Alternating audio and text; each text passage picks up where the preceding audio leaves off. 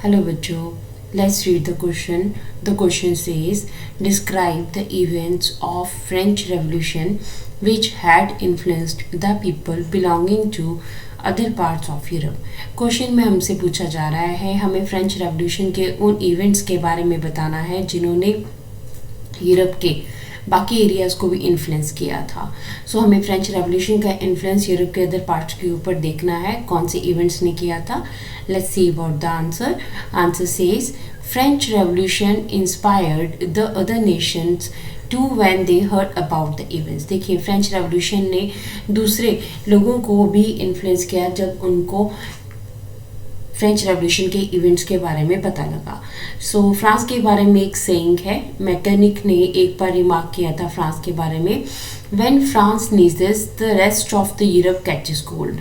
Means कि जब भी फ्रांस छींकता है तो उसका असर, उसके कोल्ड का असर पूरे यूरोप के ऊपर पड़ता है.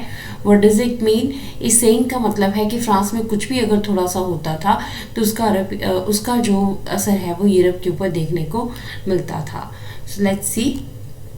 अब हमारे पास जो पहला इवेंट आता है that is July revolution of France in 1830. Bourbon dynasty was overthrown by liberal revolutionaries in 1830. देखिए वियना कांग्रेस के बाद बर्बॉन डायनेस्टी फिर से इस्टेब्लिश की गई थी नेपोलियन के रूल को फिनिश करके. अब बर्बॉन डायनेस्टी को फिर से ओवरथ्रोन कर दिया गया, ख़त्म कर दिया गया 1830 में, and constitutional monarchy was set up under Louis Philippe as new king.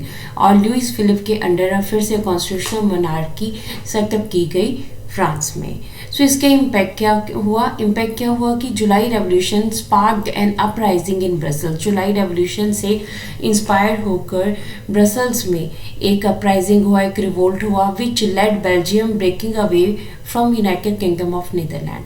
इससे क्या हुआ कि बेल्जियम जो कि नीदरलैंड के साथ मर्ज कर दिया गया था वियना कांग्रेस के बाद, अब उसने अपने आप को फ्री कर लिया. सो जुलाई रेवोल्यूशन का असर बेल्जियम के ऊपर काफ़ी इंपॉर्टेंटली पड़ा.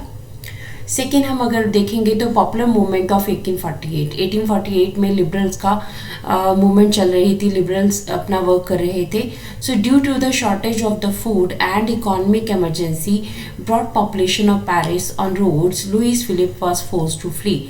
अब नेक्स्ट जो इवेंट फ्रांस का जिसने यूरोप को इन्फ्लुएंस किया था वो था 1848 में फूड की शॉर्टेज हुई, इकोनॉमिक इमरजेंसी आई, जिसकी वजह से क्या हुआ कि वहाँ के फ्रांस के जो लोग थे, फ्रेंच पीपल थे, वो पेरिस की सड़कों के ऊपर आ गए और उन्होंने राजा का विरोध करना स्टार्ट किया और लुइस फिलिप जो है उसे भागने के लिए मजबूर होना पड़ा.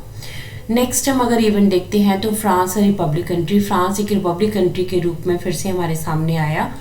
A national assembly was formed which established a republic in France based on universal male suffrage and right to work. अब देखिए क्या हुआ, फ्रांस फिर से 1848 में एक रिपब्लिक बना. फ्रांस में यूनिवर्सल मेल सफरेज यानी कि सिर्फ जो मेल थे उनको ही राइट टू वोट दिया गया और राइट टू वर्क दिया गया. इस तरह से फ्रांस के जो इवेंट्स हैं उन्होंने यूरोप के बाकी एरियाज़ को इन्फ्लुएंस किया, उन्होंने इससे इंस्पिरेशन ली और अपने एरियाज़ में भी रिवॉल्ट किया और रेवोल्यूशन किया. So this is the answer of the question. Hope so you understood the question as well as the answer. Thank you.